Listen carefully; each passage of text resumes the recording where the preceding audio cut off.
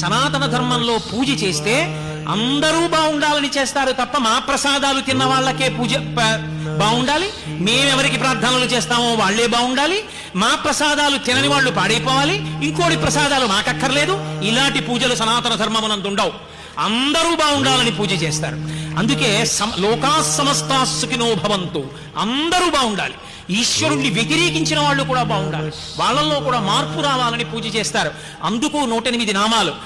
ఎవరు పుట్టినా ఆయా నక్షత్రాన్ని చెప్తారు. పుట్టినప్పుడు వారం ముఖ్యం కాదు, తిథి ముఖ్యం కాదు, నక్షత్రం ముఖ్యం. మీరు ఏ నక్షత్రంలో ఏ పాదంలో పుట్టారో దాన్ని బట్టి జాతకం వేస్తారు.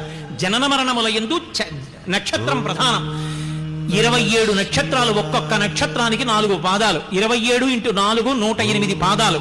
ఈ లోకంలో ఎక్కడ ఏ ప్రాణి పుట్టనివ్వండి, 4 కాళ్ళున్నది, 2 కాళ్ళున్నది ఎవరు పుట్టినా ఈ 27 × 4 108 నక్షత్ర పాదముల యందే పుట్టి ఉంటారు. 108 నక్షత్ర పాదముల యందు పుట్టిన సమస్త లోకము సుఖముగా ఉండుగాక అని 108 నామాలతో పూజ.